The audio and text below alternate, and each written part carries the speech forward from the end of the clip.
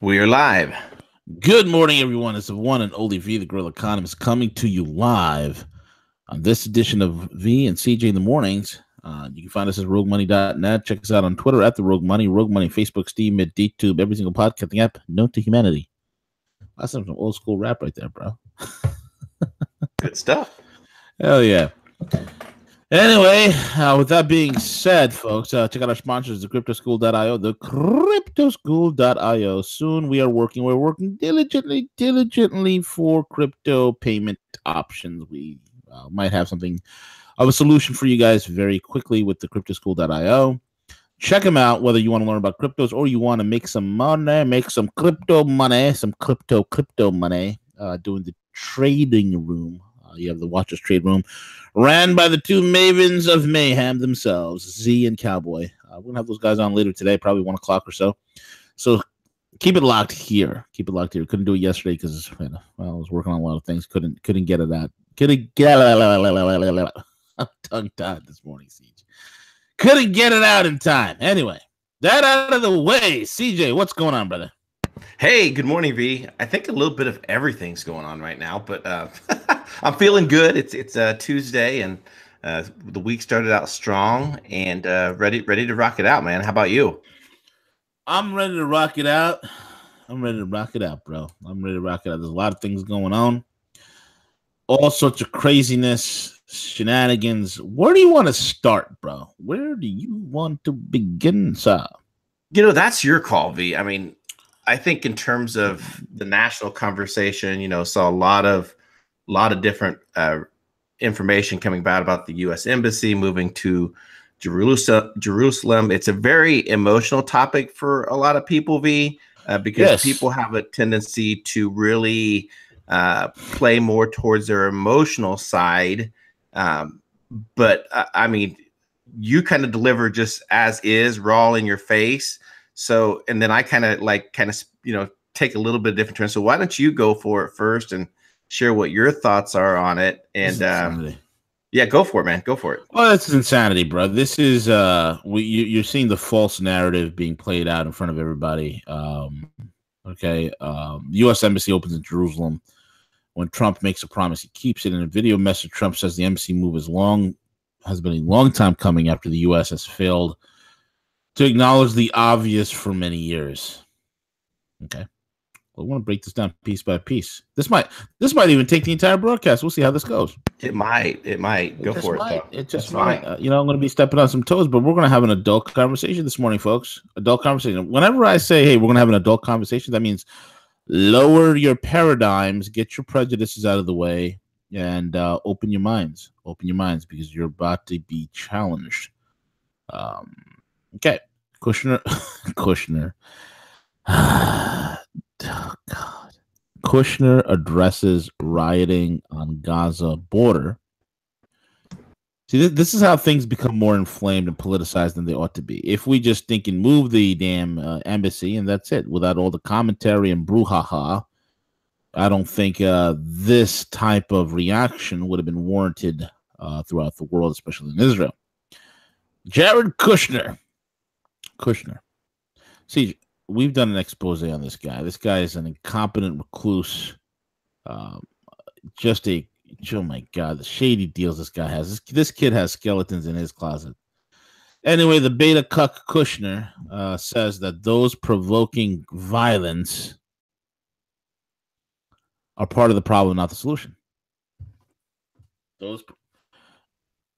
Siege, what is the psychological game that's being played here when he says those provoking violence? Who's he referring to as those? Well, obviously the Palestinians. Who's the aggressor in this matter? Right, the Palestinian aggressors. Okay. How many people did they shot dead yesterday, CJ?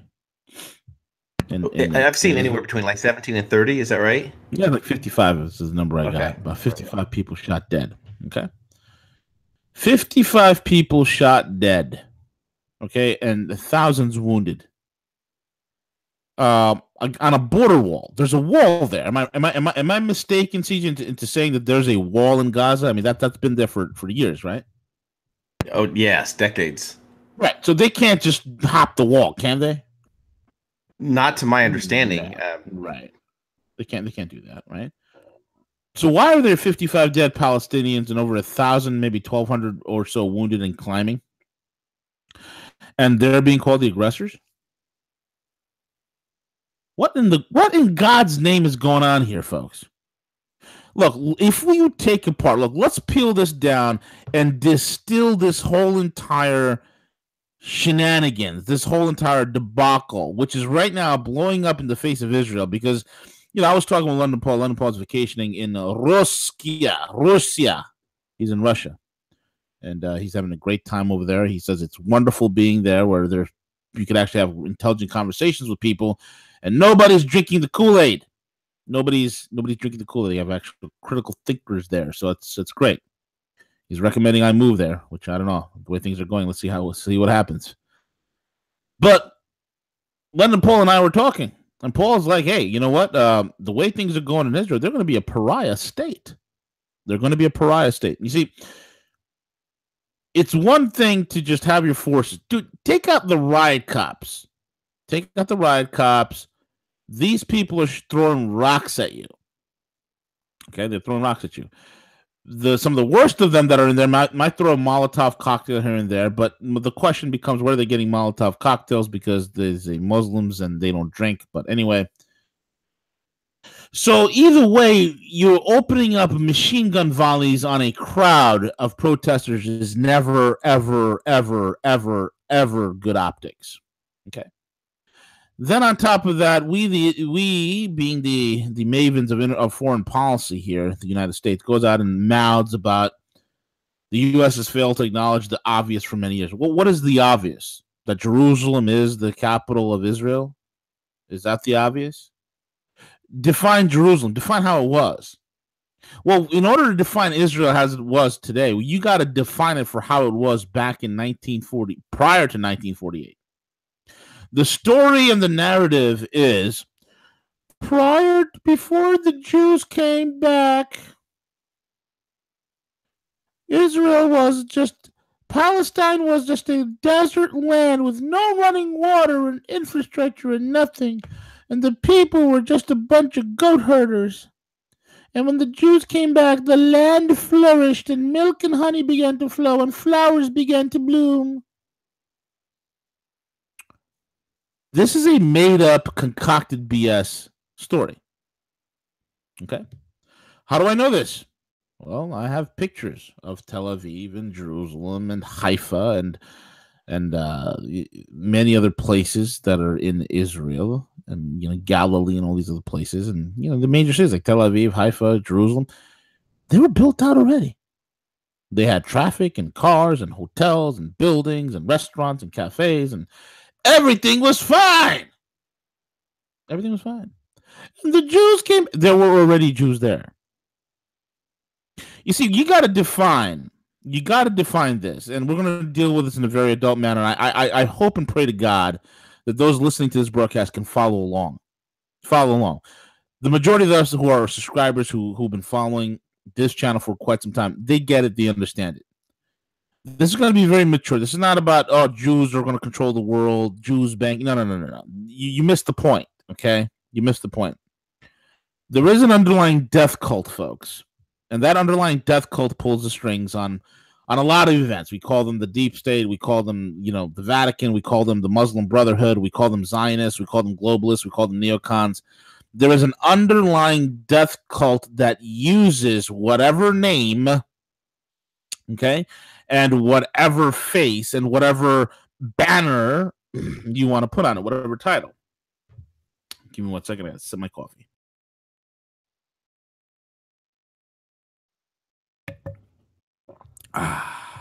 Dark roast. So, if you get caught up on, it's a Catholic conspiracy, it's a Mason conspiracy, it's a Jewish conspiracy, it's I don't know, a Luciferian conspiracy, it's this, folks, it's the best analogy I can give you. Excuse me. The best analogy I can give you. I'm trying to get the Hillary Clinton coughs, man. It's allergies. That's not good. Yeah, I had it a little bit yesterday. I got that itchiness in my throat. Hold on. Let me clear my throat. All right. The best analogy I can give you folks is this, okay? There is one war that's been going on and raging for thousands of years. It's us against them.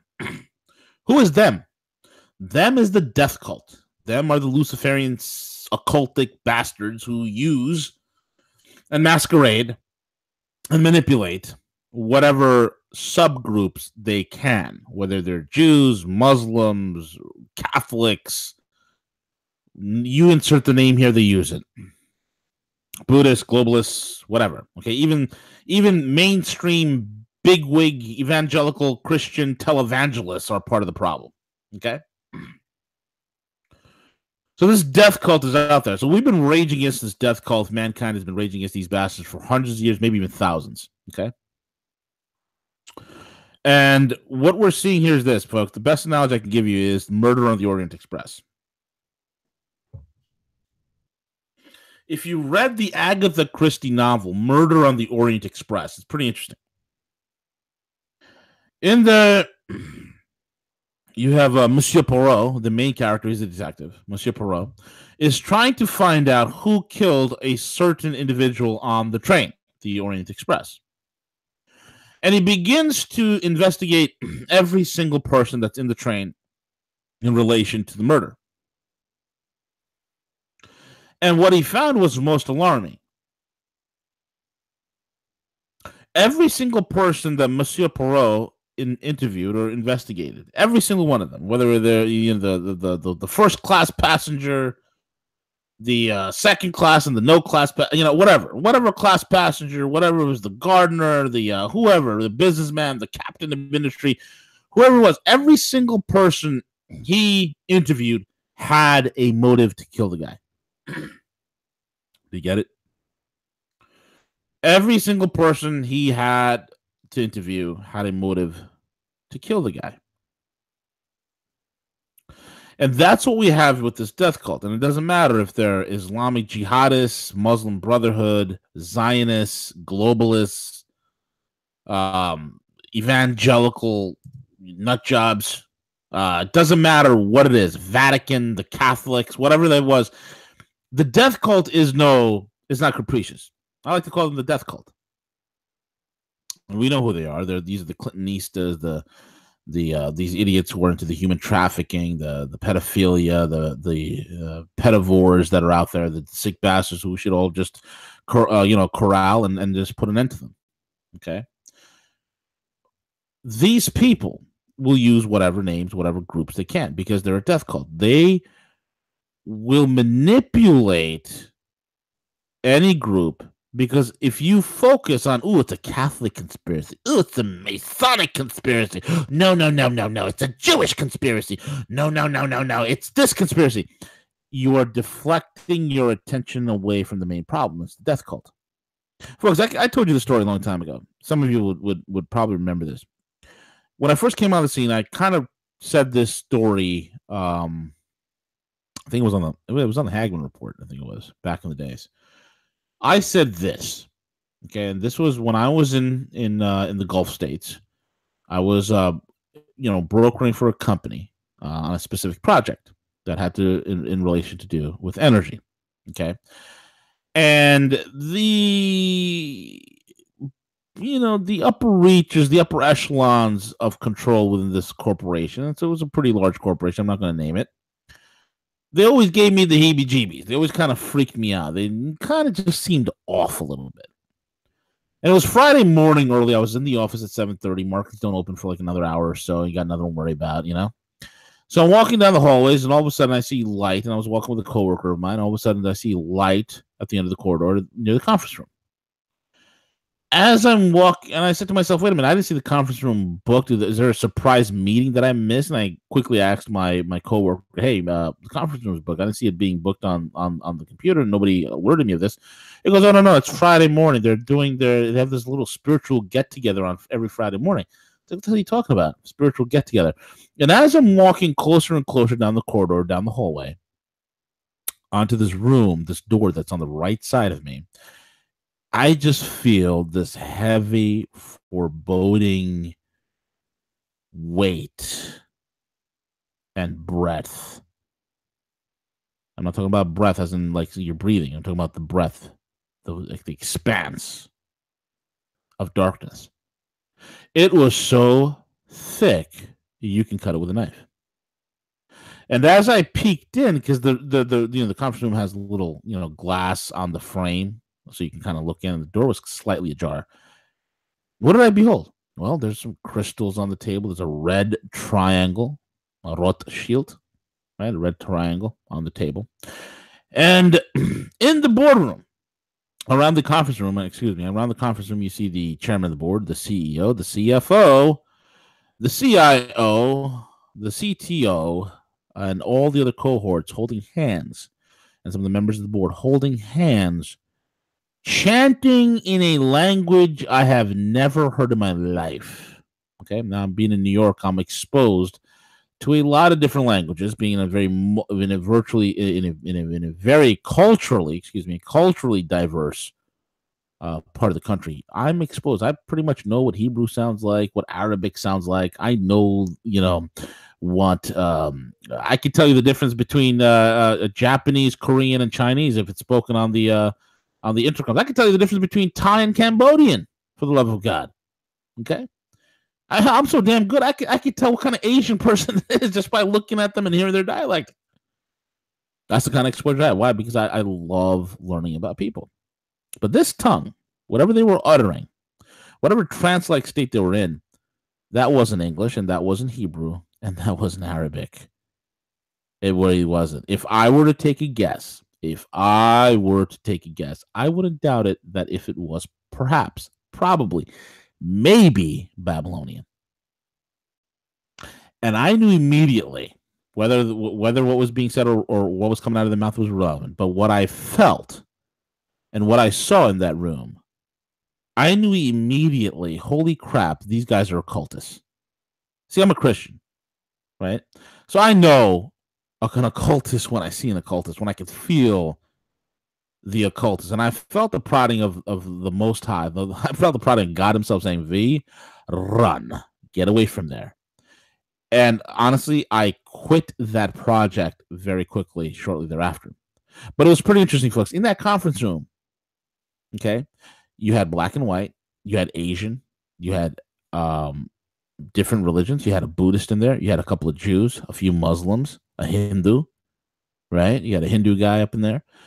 You had atheists who were atheists in name only, right? I mean, these are guys who were, I thought he was atheist. What the hell is he doing this? Wait. And that's when it dawned on me, holy crap, we are dealing with some sort of a conspiracy here. And this little meeting that I got to witness was a little slice of a grander scheme that is at play. A grander scheme that's at play. That was my wake-up call. That was my wake-up call when I realized, holy crap, the struggle that we have against, quote-unquote, the invisible hand is really true. Okay? But that's the point I wanted to make to you folks. Okay? People are being manipulated at so many levels. If you think this is a Jew issue or an Arab issue or it's a Catholic issue or it's a Masonic issue, you are completely missing the point. You're missing the manipulative, evil hand of the death cult working in the background, pulling the strings, manipulating people, some good, some bad, because people are easily manipulated, especially those that are idealists, especially those that are simple-minded, especially those that are hyper-suggestible, is who they target. So fast forward to this whole entire Israel thing. Okay, there's a couple of mythological things that I want to break down. Okay, here's the deal. 90% of those who claim Jewish ancestry have no blood or historical connection to the land that is called Israel today. None. They have no historical and or blood connection to the land today. That's a fact. That's a fact that's put out by those who are scholars, who are In fact, Jewish scholars put this out. This is not to be racist. This is not to be anti-Semitic, and it's a funny word, anti-Semitic, right? And I'll get into that in a little bit. But when you look at it this way, okay, you have 90 some odd % of those that are of Ashkenazi, okay, going back even further, Khazarian. These are from the Khazarian Empire. We all know, if you do a simple Google search, what the Khazarian Empire is. Okay, these are Khazarian, Eastern / Slavic and Turkic bloodlines. Slavic and Turkic bloodlines. Okay, that's who are the Khazarians. Right. What existed in Israel, you had the Semitic Jews that were there, the Semitic Jews that were living in Palestine, the Sephardic Jews that lived in Palestine. They've lived in that area for forever, for thousands of years. In fact, there was no issues. Many Sephardic and Semitic Jews would they would go into various parts of Israel, northern Africa, all over the Middle East. Well, how do you think Jews wound up in Yemen? How do you think there was Jews in Yemen? How do you think they got? They've been there for thousands of years. There's Jews in Persia. They've been all over the world. Okay, they've been all over that whole entire region of the world. No issues. Why? Because they look very similar. They have a similar phenotype. They have a similar look. Okay, if you see, like for instance, look, let's use common sense here. You know people from hot climates versus cold climates by two things. Why? There are ethnic or racial. Okay, I mean, there's ethnic and racial expressions. Okay, if you're somebody from a hotter climate, you tend to have higher melanin. You tend to have darker skin. You tend to have your nose is a little bit broader. Why? Because you have a broader nose. Because this is again for ventilation, for you can breathe better. Right? Your ears tend to be a little bit bigger. This again, the ventilation, the whole 9 yards. Right? To keep you cooler. Your eyes are bigger. They're more almond. This is to deal with the fact that it's for whatever reason. Okay, so anyway, there's a whole bunch of genetic expression. In other words, somebody from Scandinavia is not going to show up in Morocco and be like, "Hey, I'm Moroccan." They look at you like you're crazy. Okay, no one's going to show up from Sweden and make it to Swaziland in West Bumblehuha, Africa, and say, "Hey, I'm African." Like, you're not African. No one's gonna go from Ethiopia, wind up in China, and say, "Hey, I'm Chinese." Not gonna happen. Not gonna happen. It sounds crazy, right, CJ? When I say that, it does. It does. Like, no one's gonna pop up in you're not gonna be from Uganda. And then show up in Mexico and be like, "Hey, I'm 100% Mexican." Exactly. But and picture this. Picture if a whole bunch of Ugandans, okay, got up. And I picked Uganda for a reason, and you'll see later on. They got up and they flew over to Mexico and said, "Hey, we are the original Mexicans. We were displaced from our land. We have a blood tie for Greater Mexico. We have a divine right of return." And the Mexicans like, "Holy frijoles, man. Who are you? Forget about it." All of a sudden, you hear the sounds of switchblades coming out. Okay, you know what I'm saying? It would be a beatdown. It wouldn't end well for the Ugandans. I'm telling you. Okay, but that's the thing. It sounds insane, right, folks? It sounds insane. Judaism, in its modern sense, is a proselytizing religion. It's a proselytizing religion. That's how you had Jews in Europe. It's a proselytizing through the Khazarians, okay, the Slavic Turkic ethnic people of the Khazarian Empire who basically sidestepped the entire Crusades by not picking the Christian side or the Muslim side, by picking the Jewish side, stayed neutral. The Khazarians, known for mercantilism, being merchants and business owners, they proliferated all throughout Eastern and Western Europe. Okay, so imagine, if you will, fast forward right after World War II and all the acts of World War II, the tensions that came out of World War II, and then the destruction. After the destruction of World War II, you had the Zionist movements. Even before World War II, we even had the Zionist movement. Zionist movement in the early 1900s, probably in the late 1800s, the Zionism started. And they talked about it and really popularized the seeds of Zionism, really germinated and became acute in Theodor Herzl. He's the father. Many consider him to being the father of Zionism. Theodor Herzl talked about the right of return, the divine right, that it is a God-ordained right for the Jews of Israel to go to Palestine, and or have their own homelands, divine right of return. One of the things that was being debated upon at that time, this is a historical fact, was actually for them to go to Uganda and carve out a place for themselves, a Jewish area in Uganda. That's a fact. Okay, and just kind of like how the hundreds and hundreds of years ago in the early 1600s and stuff, you've had the Dutch Afrikaners who showed up in South Africa and settled there. So they wanted to do the same thing. It didn't quite work out well. So they had the divine right of return. The problem is, if you look at the early fathers of Zionism, they were all atheists. See, do you feel a conflict of interest there? Just a tad, V. Just a tad. If you're talking about a divine right, you're invoking God, right? Right. Mm-hmm. But how can you invoke God when you're an atheist? You can't. That's craziness, right? And someone will say, well, Theodor Herzl, he later on, he had a full conversion. He realized that he was wrong, that he now all of a sudden he believes in God. No, he was an atheist. He was a socialist, he was a communist. The guy was a Rothschild tool. Okay, the Rothschild tool. The Rothschild banking interest. And people say, oh, Rothschild's a Jew. No, Rothschild is not a Jew. If you think Rothschild's a Jew, then I have a bridge in Brooklyn to sell you. Okay. Rothschild's a Satanist. Okay, let's not get this twisted. Rothschild is part of the death cult. Okay. And the death cult saw this naive, atheistic, power-hungry guy named Theodor Herzl. Okay. And then he funded the whole entire thing. And that's why, there was a whole debate. Oh, they wanted the Star of David, which has nothing to do with King David. Surprise, surprise, surprise. For many of you who think that the Star of David has anything to do with Judaism, it doesn't. It really doesn't. Okay. It has nothing to do with David. It has everything to do with the Talmudic Babylonian type traditions.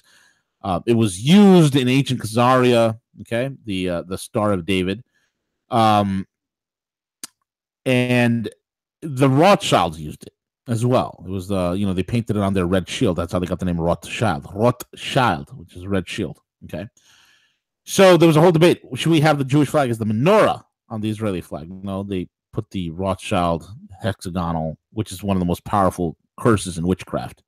Surprise, surprise to all you brainwashed evangelical Christians who support this nonsense. Okay. So, Rothschild banking dynasty funds this whole entire divine right of return. The early fathers of Zionism were atheists. They push into Palestine. They show up in 1948, similar to if I was Swedish and I showed up in Zimbabwe and or the deepest, darkest Congo and said, "I'm Congolese. I am the real Congan." I would be laughed at. Well, all of a sudden, you have it in places like Bethlehem and Haifa and Jerusalem and Tel Aviv, a prosperous modern metropolis. It's a modern city. You go back, you look at pictures. I have pictures of Tel Aviv from 1921, 23. It is comparable to any other Mediterranean city at that time in that region. Comparable. It was just like Beirut. There was no difference. It was beautiful. Beautiful beaches, cafes, restaurants, hotels. And then these guys come in, and what happened? You had false flag extravaganza. Okay? You have false flag extravaganza. Now, the Jews that were all coming down there, they were already traumatized by the events of World War II. They're being told that this is a divine right of return. They're told that they're on a mission from God. They're really believing this right now, wholeheartedly. They've bought this whole entire thing, hook, line, and sinker. And via force, and there's documentary evidence of this, there's videos of this, you can dispute what I'm telling you, but your eyes cannot dispute what you would see if you actually saw the documentation, where the indigenous population that were living in that land, Jews, Semitic Jews, okay, which were later on, there was a whole entire thing that happened with the Sephardic children back in the 60s. You can look it up yourself. They were experimented on, was horrible. Okay. Semitic Jews, Sephardic Jews, whatever you want to call them, and Palestinians that were pushed out of the regions that they were living in. Okay. It's a problem. They were displaced. A refugee crisis started. Okay. The Balfour's Declaration created beef amongst all the Arab neighbors that were surrounding the area. And this is how we got the entire Israeli situation that it is today. Fast forward today. Okay. So the majority of people that are talking about capital, that are talking about their land, do not have a historical or blood connection to the land. That's a fact. I'm sorry if that offends people. I'm saying this with zero emotions, by the way. No, I'm not picking sides. I'm for humanity. Okay. And unless we put these stupid, silly things aside, we're going to get played and manipulated. That's why my hope and prayer for Israel and the Palestinian youth, the Arab and the Jewish youth, is put aside these stupid religious quarrels, okay? And win through economics, win through innovation. That's the real victory here. As long as people are divided, you're always in a perpetual war / perpetual debt, which is something that the death cult that controls and manipulates and pulls the strings on pretty much everything. They love that. The deep state loves it because they thrive on war and debt. They love it. Okay. So that's a little backdrop in a nutshell about this whole entire Israel thing. Okay. It's the people. I had CJ. One time I had an argument with a guy. We're debating this. He's like, well, what's the final solution? I'm like, my man, you sound like Hitler. His proposal is like, we should just wipe out all the Palestinians. I'm like, you sound just like Hitler, bro. Final solution? And it amazed me that with the few Jewish friends that I've had, just a handful, I'm starting to hear this word final. Well, what's the final solution? I'm like, my man, when did you become a Nazi? And I looked at him deadly honest, like, dude, let me ask you a question. Are you Semitic? Are you Jewish? Well, I asked him this. I said, what's your background? He goes, I'm Jewish. Well, I said, well, Jewish is really a religion. It's a proselytizing religion, but it's really a religion at the end of the day, right? What's your ethnic background? Well, I'm Georgian and Lithuanian and something else, right? And I said, put your arm out. And, my mother's side goes back to ancient Syria, to Antioch, for where there's a Christian, one of the earliest Christian. Antioch was the place where Christians were named Christians. So there's a lineage on my mother's side that goes back to the early diaspora of Christians from Syria out to many other parts of the world. So I have Semitic blood in me, real Semitic blood, Syrian blood. Okay, so I said, put out your hand, and he put his hand out. This guy's as pasty as paste they come. Okay, he's as white as a banana. This guy. Okay. And I put my desert brown swarthy arm right next to his. Okay. I put my swarthy desert arm right next to his. My brown swarthy arm right next to his. I said, who do you think is built more for the heat, you or I? And he's like, well, clearly you. And I said, look in my eyes. And if you've seen me, you know that I have these big Semitic eyes. These are Semitic eyes. So let me ask you a question. I asked him. I said, who's more Semitic, you or me? And he shuts up. This is the type of word hijacking that occurs, folks. This is the type of word hijacking that occurs in the modern day. And then using these words and ownership of these words in relation to certain groups of people, it's used as weapons of mass conditioning. So anybody who questions any policy that Israel puts out is, you're anti-Semitic. Really, my dude? Really? Let's look at Benjamin Netanyahu. He's Polish. He's Polish. What type of quote-unquote Semitic blood is in him? If you go back in his family long enough, they're Khazarian. They're of Turkic and Slavic blood. That's it. That's the truth. You see, I don't have a problem with that. My problem rests in the fact that let's call it for what it is. Can we have an adult conversation? What it is, the modern state of Israel, how it came about, was a European elitist. It was a Rothschild / European colonization project that backfired because the native indigenous population fought back. And what is really disheartening, folks, and I grant I'm not giving the Palestinians a free pass here. There's a lot of crazy crap that happened on both sides. But what is happening in this whole entire thing is if you look at the borders and you look at how there's like GIFs that you can look at on Google, you could see how over the course of many decades, let's just say if the Israeli part of the map was green, the Palestinians were blue, there's more and more and more green, and the blue is becoming dispersed. There's only one way in. There's only one way out in all these Palestinian territories. They're not getting adequate food. They're not getting adequate.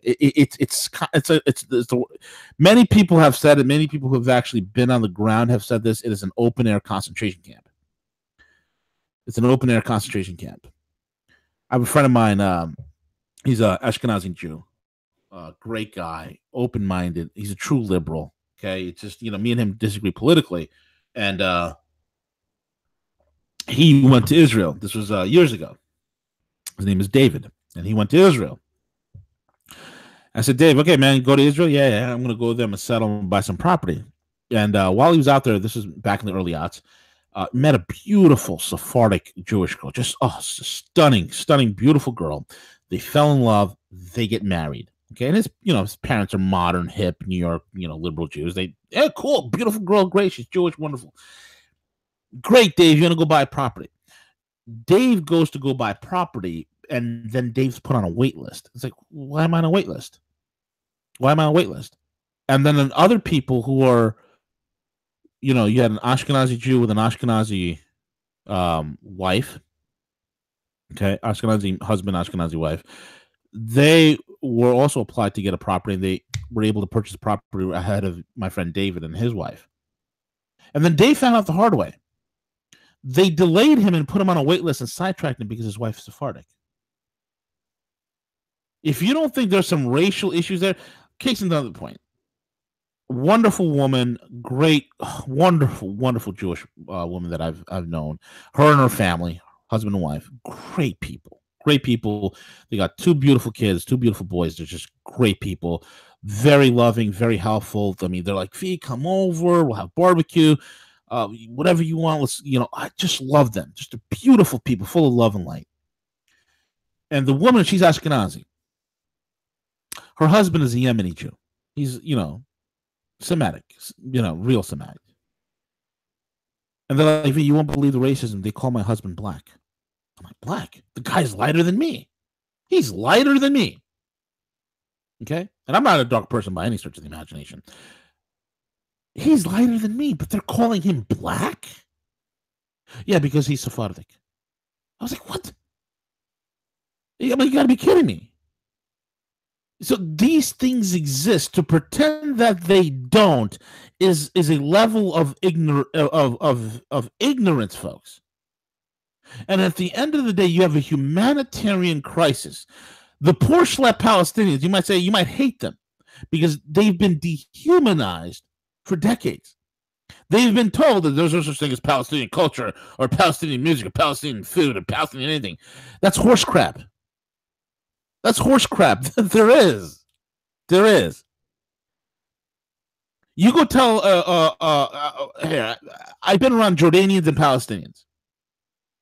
And granted, Jordanians and Palestinians and Egyptians have a lot of racial links and connections and cultural links. That is true. But if you were to tell the Jordanian or the Palestinian, hey man, the Palestinian doesn't exist, this is a made-up culture, they look at you incredulously because their cultures are distinct. My Palestinian friend has a very distinct culture than the Jordanian guy. Same as the Egyptian guy. They're all very distinct cultures, even though ethnically and racially they might be very similar. Right? They might be very similar.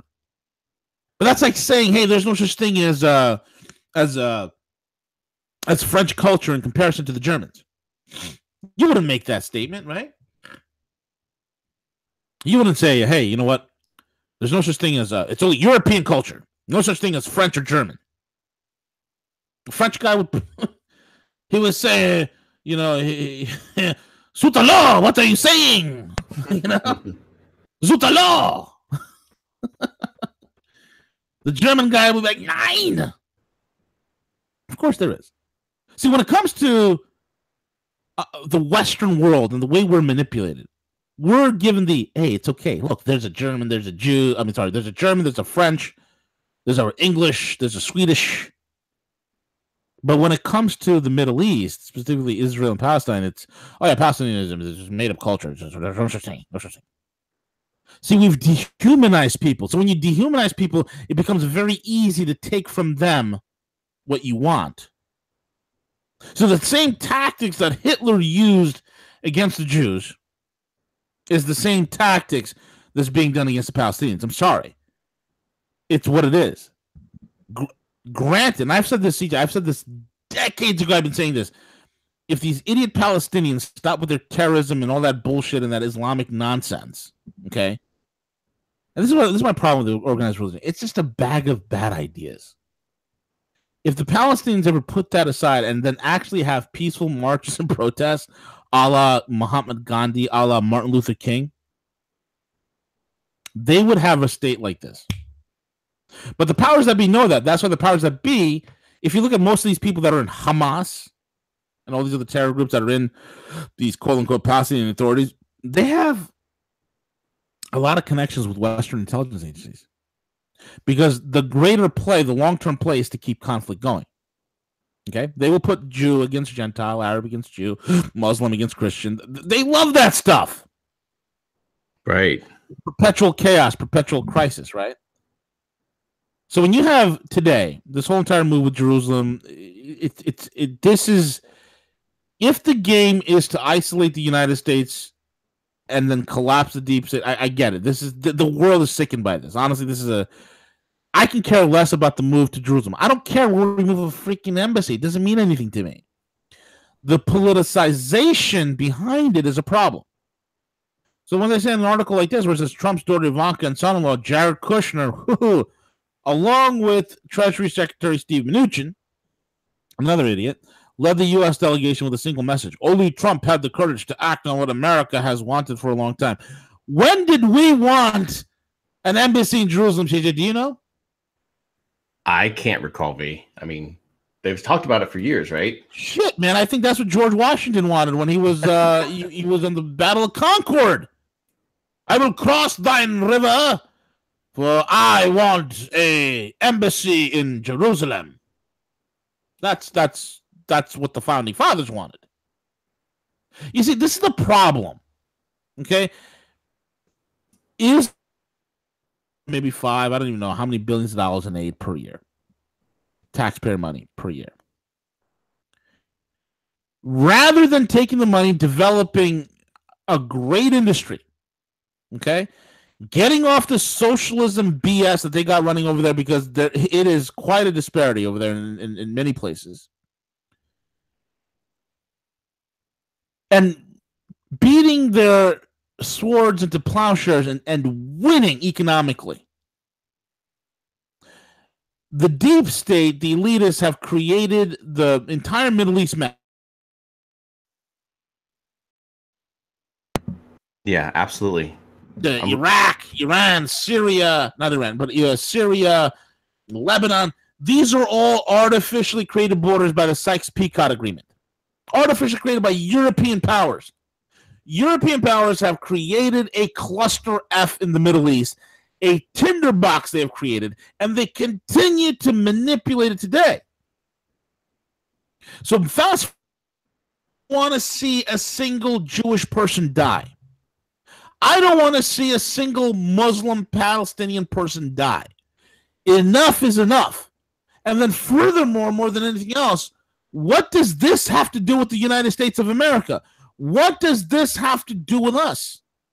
And unless we abort this heinous worldview, this ridiculous, murderous foreign policy, unless we abort it, this is the type of paradigm we are constantly being pressed up against, constantly being played against. It needs to stop.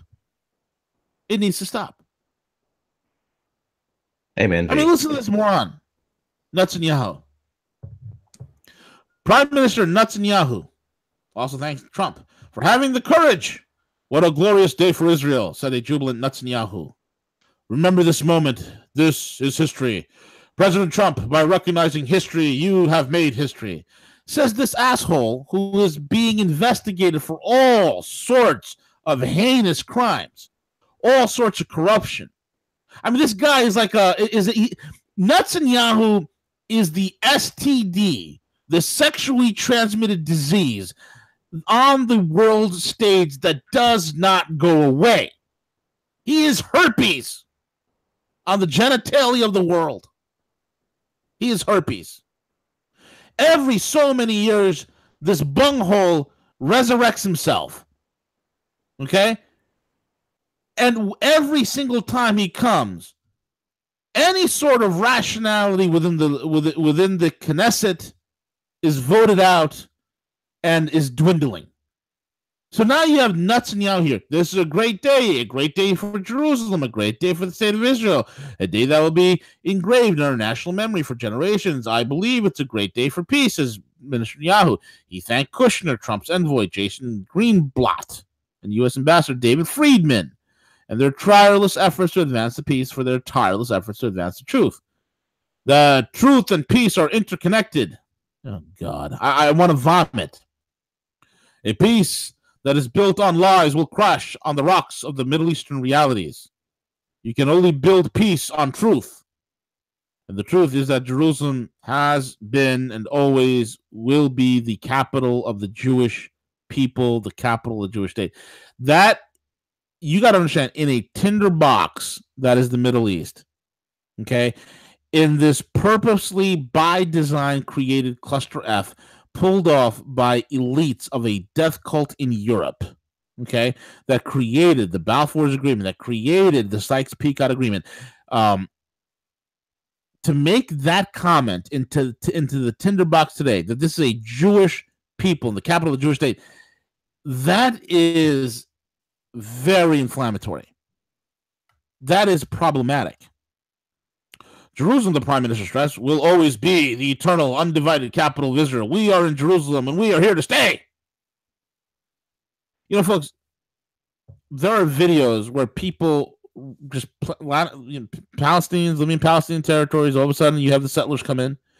If a Jewish settler wants it, he'll show up with a truck. The IDF comes in, throws him, the Palestinian guy and his family, his wife and kids out. They bulldoze the house, and they can do nothing about it. You see, when you push people, when you dehumanize people and you push them to such an extreme, such a bloody extreme, there is a point where people, where especially men, say, F it, I'm done. And they will strap bombs to their chest because they've lost everything. They got nothing to lose. When people lose everything, they have nothing to lose. When you're using white phosphorus, okay, this is disgusting.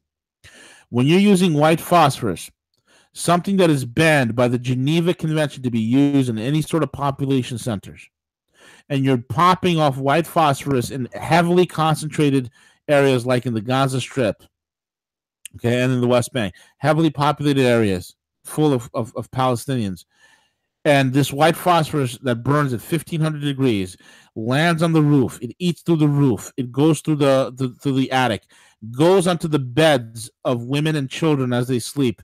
It consumes their bodies and goes all the way down into the basement where it continues to burn. And then the husband, the wife, the cousin, the nephew, the aunt wakes up the next day and sees that their family was wiped out because of this. That's a problem. Then you wonder where the hate comes from. When you're using depleted uranium, which they have been doing, this is inhumane. Folks, this is genocide. It's genocide. I don't care if you agree with the Palestinians. The Palestinians are far from perfect.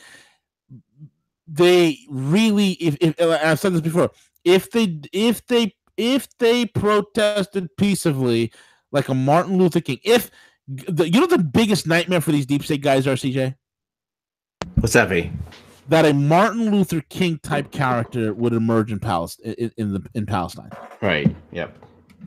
If a Martin Luther King type character emerges and they don't kill him, they don't assassinate him, and he is able to get an idea out there that is complete anathema to the stooges like Arafat and the Mahmoud Abbas, and the current idiots that are running the PLA, and they make it about humanity, all these guys suffer. All these guys will go.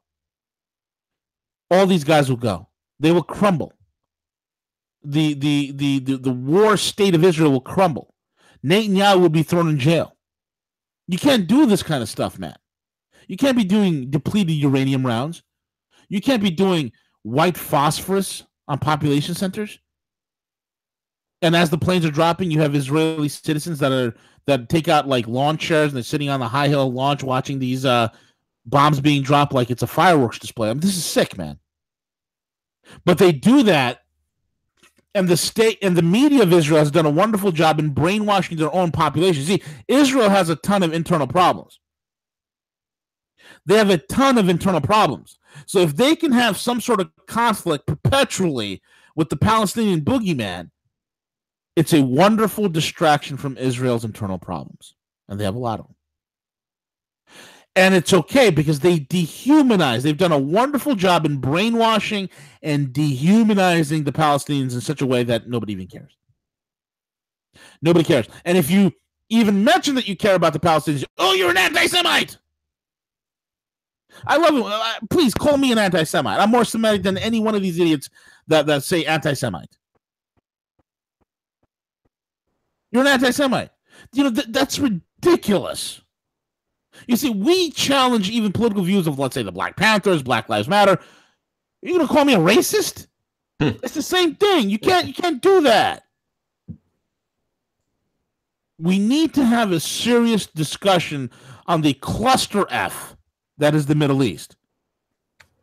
Because these cronies, these Netanyahu war criminals, and these morons, it's deplorable, man. Look, man, 800,000, I don't know, 400,000, 800,000, whatever. Tutsis were killed in Rwanda. Right? They killed the Tutsis. It was a slaughter. The Houthis killed the Tutsis. And the world stood up and said genocide. They screamed bloody murder, and how come we didn't do much more to help? Think about it. They said, how come you're not doing much more to help? You know, here's the figure, man. I just want to look. I'm just going to type this into a Google search, okay? How many Palestinians died since, let's say, 2014? Let's say since 1948.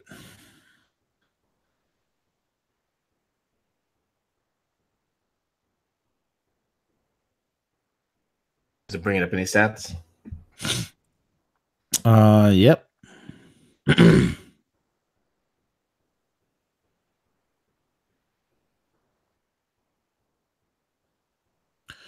best total for the Palestinian death as part of the 1947, approximately 30,000.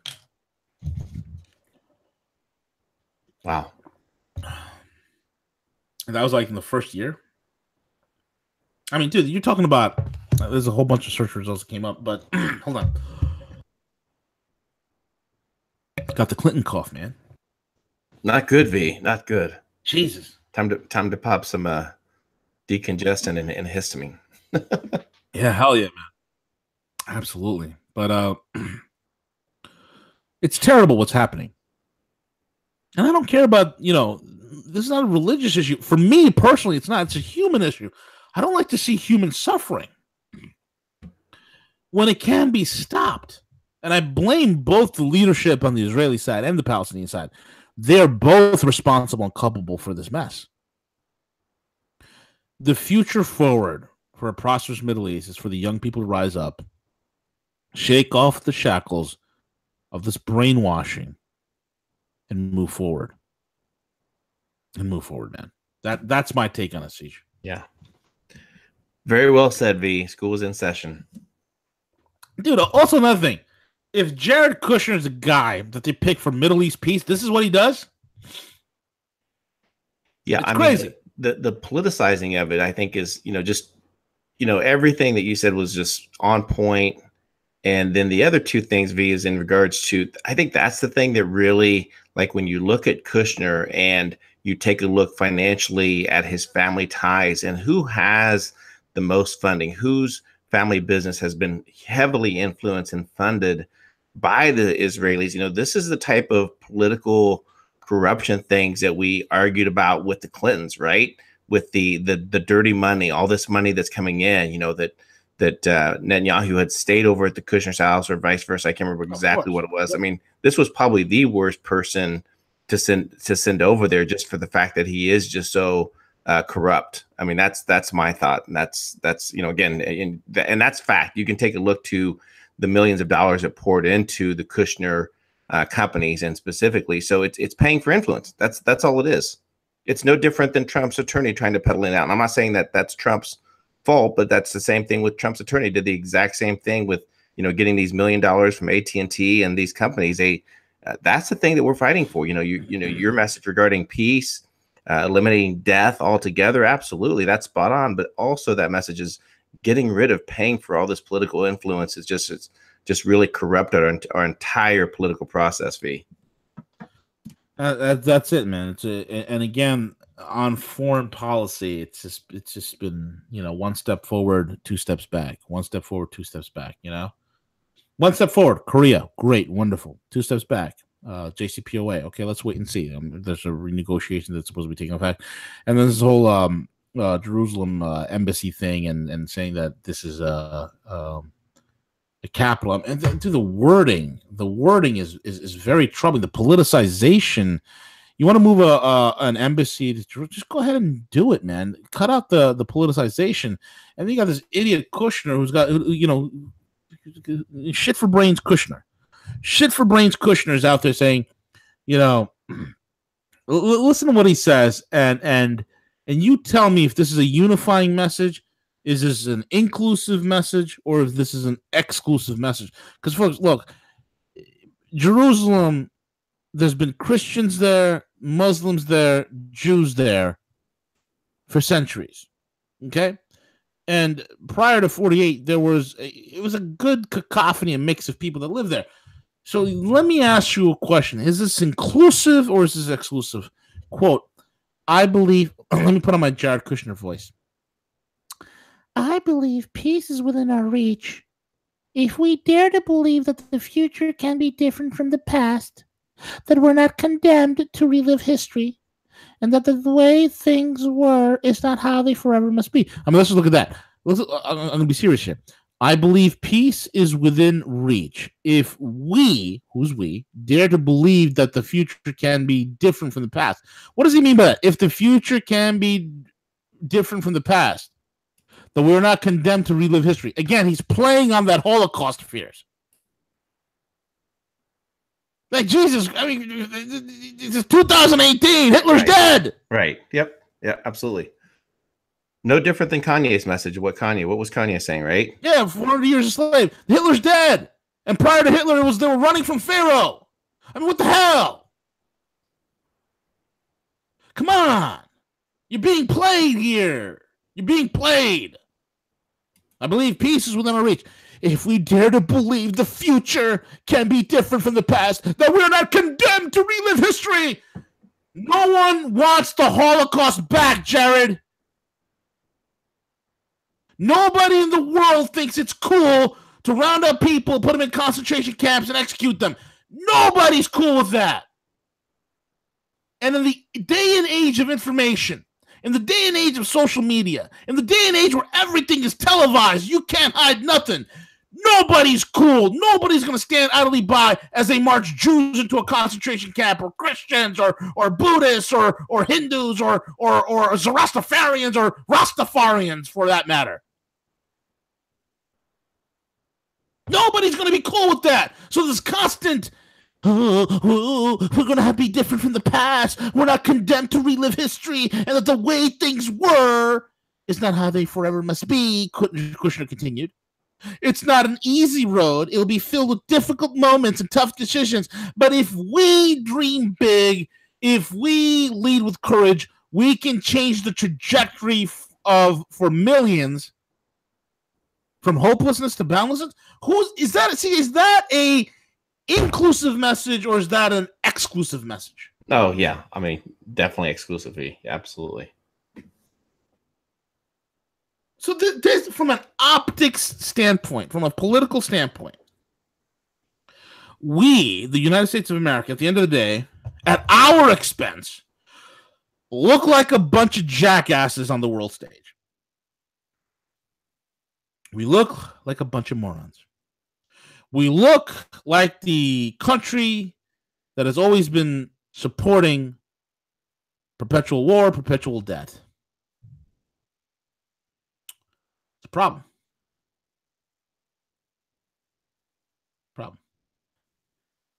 Likewise, Trump's aides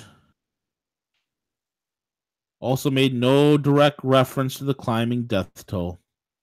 And in a Fox News interview, Mnuchin repeatedly, Steve Mnuchin should just shut the F up.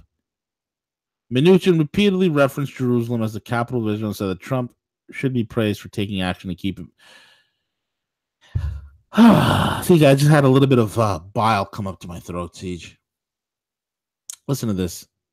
Folks, you guys are Americans. I am America first. I don't know what the F we're doing in the Middle East.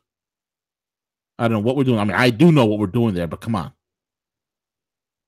Mnuchin said that Trump should be praised for taking actions to keep Americans and the people of the Middle East safe? What is an embassy opening in Jerusalem and all the politicization that goes behind it? What does that have to do with keeping Americans safe? No idea. No idea. Am I living in the Twilight Zone, Siege? I think so, V. I mean, yeah. Who are we making great again, Siege? I mean, it's crazy. 1000%. Yeah, it doesn't make sense. And this is hot on the heels of walking away from the Iranian nuclear deal.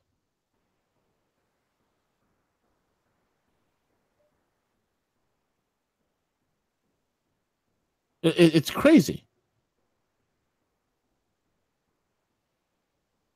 And the Trump's delegation was not planning on meeting any Palestinian officials during their visit. The Trump administration in recent months also slashed U.S. aid to Palestinians and the programs that support them. Trump's policy is a sharp departure from past administrations which have tried to position America as a neutral party to broker a peace deal. This is just bad. Bad politically. This is crazy, man. This is crazy. It's pretty sad. It's actually pretty sad to see this. It's why all this happens, man. All this happens because we refuse to have a serious adult conversation without bullshit emotions, with half truths. This is what happens, bro. This is what happens. Right. I gotta say, Siege. Yeah. And at the end of the day, does it help or hurt matters there in the Middle East with everything else going on? Exactly. Yet the Saudis can continue their illegal war in Yemen, where thousands of women and children are dying. But that's okay. That's all right because it doesn't help spread peace, V. Right, exactly correct, man. And at the end of the day, also, it's like we all know that the Saudis and the Israelis. Okay, the elites in Saudi Arabia and the elites in Israel are in cahoots in continuing their shenanigans in the Middle East. And it's a setback for humanity, bro. I think, and again, my pleading to the young people that are in the Middle East: do not fall for the sins of your fathers. Do not follow in the footsteps of your forefathers. You guys need to decentralize. I would love to see Israel and Palestine and Lebanon and all the entire Middle East prosper economically, where they compete with each other, not with guns and on the battlefield, but where they compete with each other on the battlefield of ideas, on economics and all the wonderful riches that can be done. It's the greatest thing in the world, man. But So long as we're pushing this paradigm, nobody gets free, man. And that's it, Siege. That's all I got to say. And with that, I think, well, we went a little bit over the time, but it is what it is. Absolutely. No, great information. Great breakdown, V. Fabulous job. Thank you, sir. With that being said, we're over and out. Take it away, El Cuco.